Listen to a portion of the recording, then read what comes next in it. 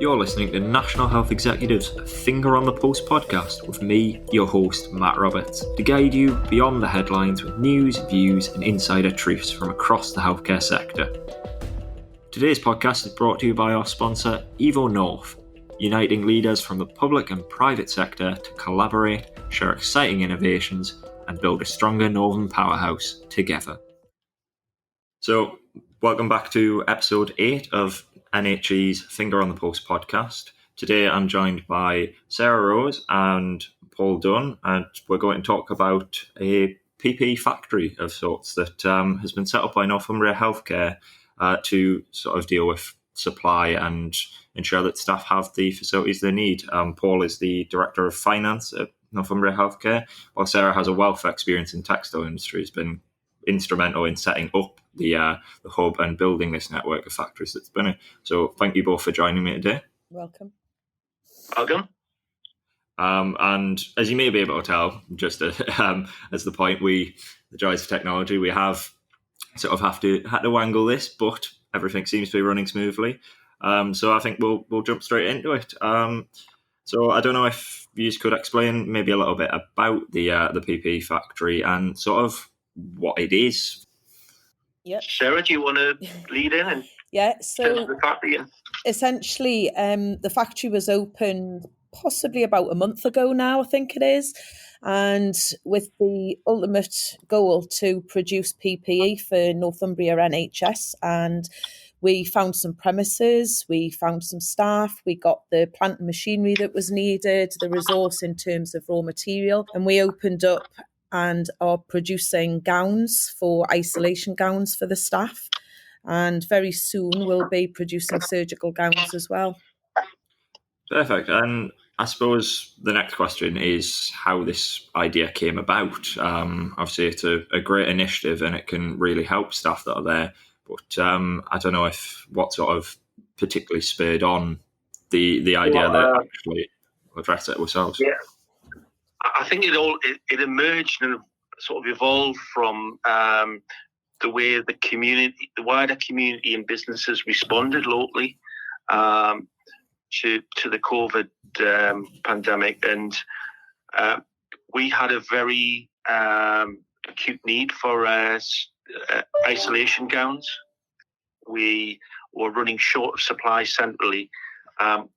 And at the time, the national system was erratic in terms of deliveries and forecasting ahead. It was a region-wide issue in terms of scarcity of supply. And we took the decision that the only way we could really get any certainty was taking the initiative and developing not only the factory, but having Sarah there in place has been fantastic, because Sarah, with a network of contacts, has been able to grow a network of firms, companies, etc., to supplement the factory rerun, to start to supply not only us but a lot of other trusts across the northeast and Yorkshire. Yeah, and I think it's probably one of, as you mentioned there, the role that Sarah's managed to play in bringing this sort of close collaboration between industry and Northumbria Healthcare. I suppose that's been such a key role and sort of part of this becoming the success that it's been. How did the trust sort of go about it beginning that engagement, maybe for others that are interested? Well, it was just that response from the community, and Sarah, being part of the local community, came forward as a volunteer initially, and it sort of grew from that. Sarah, I don't know why you were motivated, but certainly we've benefited immensely from Sarah's expertise, and I think it's a shame it wasn't recognised at a national level sooner. That I think one of the learnings for us through this is the need to engage that industry expertise early on in these sort of issues, because whilst we may be able to manage the NHS and care and etc., but we don't have the knowledge of the textile industry that people like Sarah do. So from my point of view, I'd actually ironically put my name down as one of the 500,000 other people when Matt Hancock had said that they were looking for volunteers for the NHS.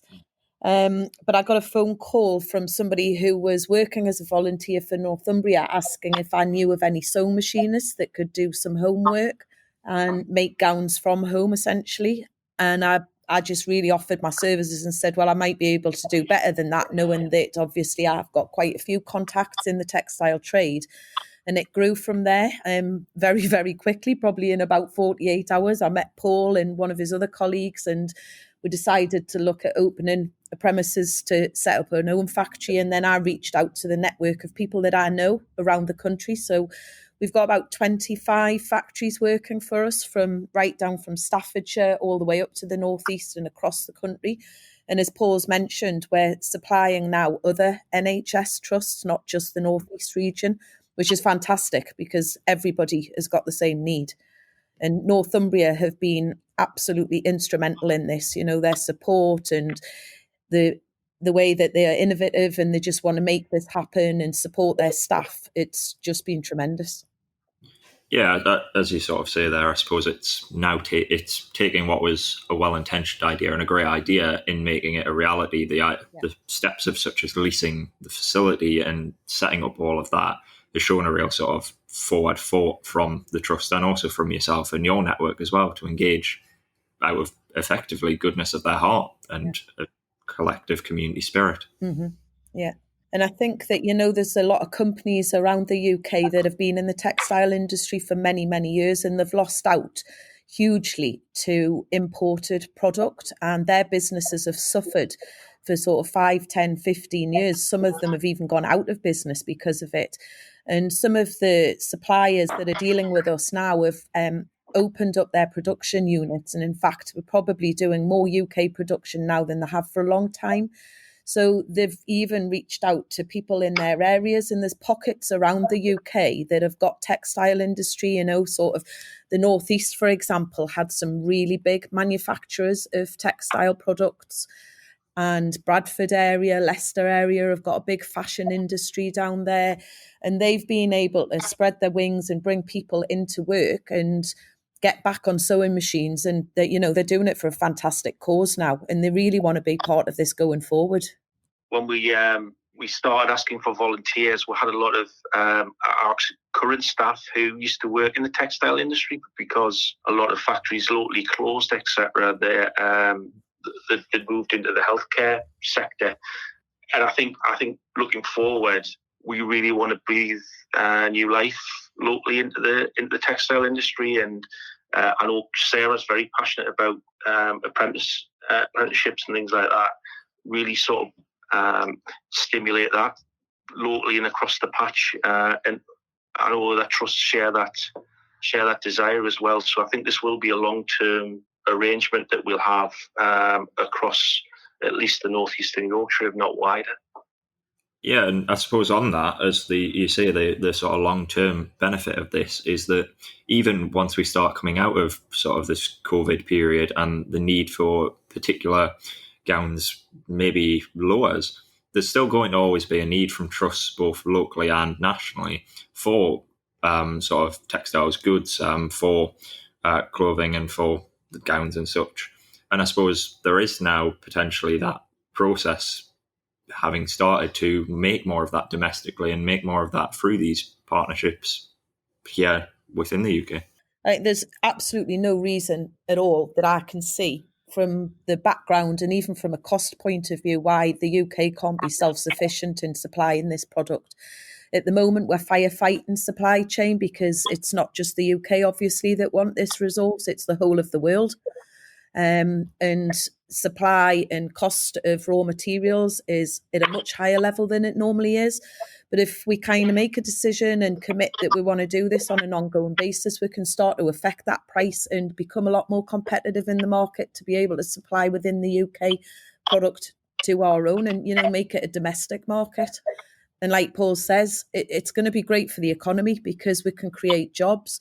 We can do apprenticeships. And, this industry hasn't been on the radar for apprentices for probably 8, 10, maybe it's even 15 years. And there's a lot of skill out there, and the skill level is at an age bracket that, if we don't do something about it and start training people, we're going to lose that skill. Yeah, and it's sort of maybe understanding that close relationship that all these sectors have. We are sometimes guilty of seeing each sector in little silos. And so, for example, health is often prioritised, but as you say, maybe recently the textiles industry hasn't. Yet they go hand in hand, as we see at times like this. And a lot of the issues we've potentially seen, especially early in the COVID period, with shortages in PPE and such, have largely come down to maybe that lack of onus on the widespread interconnected industries and allowing things to move overseas. We have this facility. We can ensure that we always have at least the capacity to stockpile on to build up resources in times of need. Exactly. And the other thing, I've just had a meeting this morning with one of the surgeons who has said that, it's absolutely fantastic what we're doing here, and for them to be involved in the level of actually creating a product that they use and us understanding how they want to use it. Normally, the product is supplied to them in a box out of, it's picked out of a catalogue and they just get it out the stores. But they are the customer, and what we want to do is work with them and ensure that we can give them something. These guys have got to wear this PPE 3, 4, 5+ hours in theatre, on wards, or wherever it may be. And it's not ideal. It's not always fit for purpose. So we're trying to redesign that product so it's really user-friendly for them. And for them to be involved at this level is going to make a huge difference for them as well.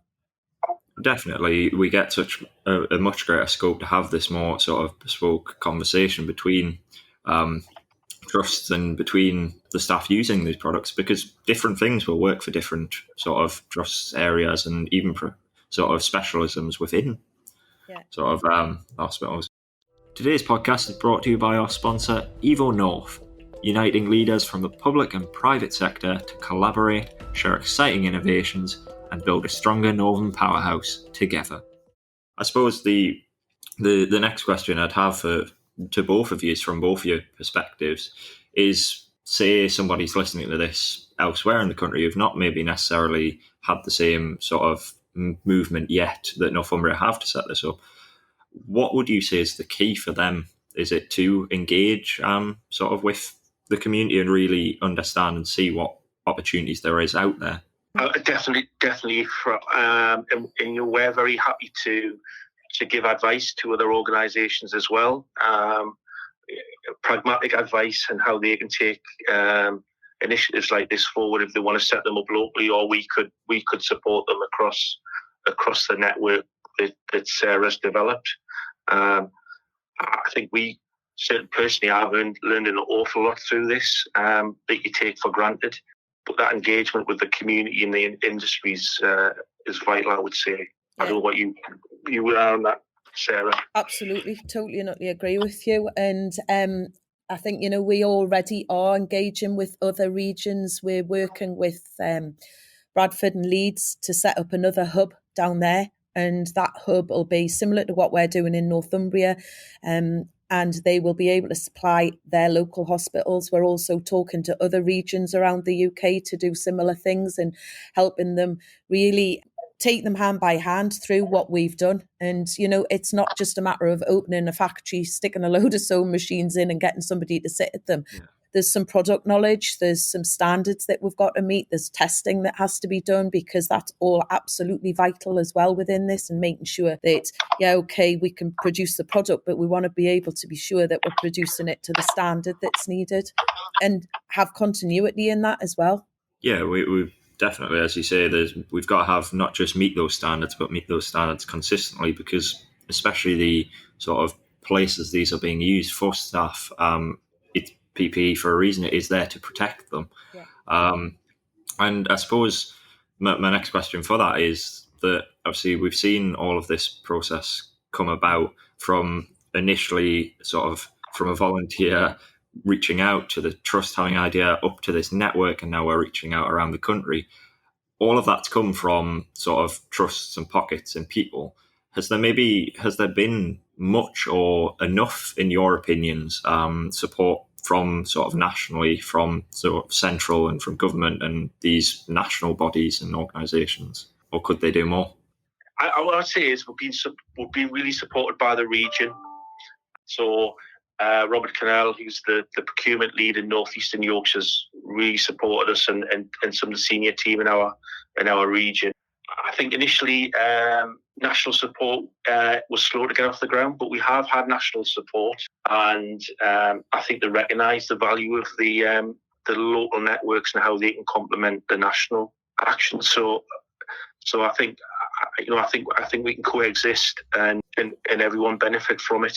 We are really mindful locally about the employment impact post-COVID, and this enables us to pay the community back in a real way, in a positive way. And there'll be the other initiatives that trusts and providers will take, but this is one of the key ones that we want to take in terms of that recognition of the commitment and support we've had from the public. Definitely. And as you touched on there, while this sort of project has allowed sort of industry and experts and people from the local community to put their sort of part in and help towards the efforts to protect staff on the front line, it's allowed the NHS trusts and these organisations that are continuing to go to put back in the local economy as well and sort of help secure, as we mentioned earlier, potential work opportunities and rebuild businesses that are going through a hard time. So it's been a nice give and take from both sides. Yeah. And I suppose from sort of leading on from that, we'd mentioned it a little bit before that this, while it spawned out of COVID as a situation, this isn't something that will just disappear afterwards. I suppose in many ways, is this sort of now a new concept maybe on your minds, Paul, from the trust, that actually maybe we need to look in sort of, I suppose, outside of the box areas, things you don't necessarily think of, where we could get real benefit and engagement and partnership from?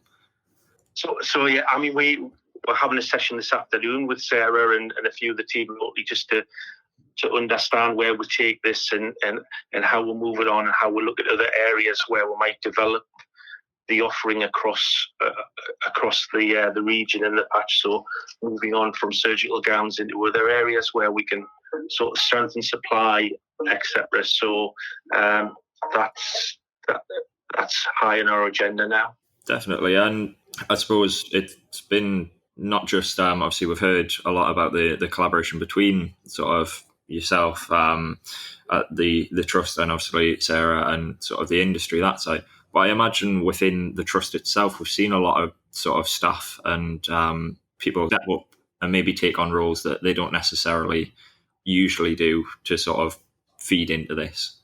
Oh, definitely. I mean, we've seen people do extraordinary things through this last few months. People have been stretched. They're doing different things. We've seen significant changes in the way we provide services, which will have a long-lasting impact.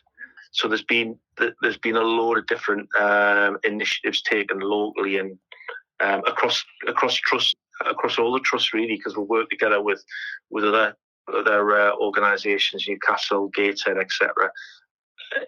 And people are going that extra mile.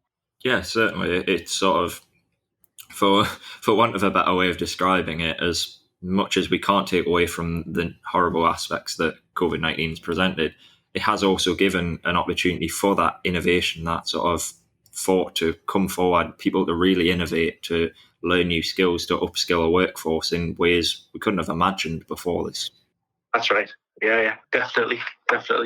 And I suppose similarly, from Sarah, your side, you yourself and obviously the people you work with in your network, they're probably getting to see a sort of side within healthcare and through the sort of dealings there that isn't necessarily an interaction you usually have, that gives everyone sort of a wider, more knowledgeable picture on everything.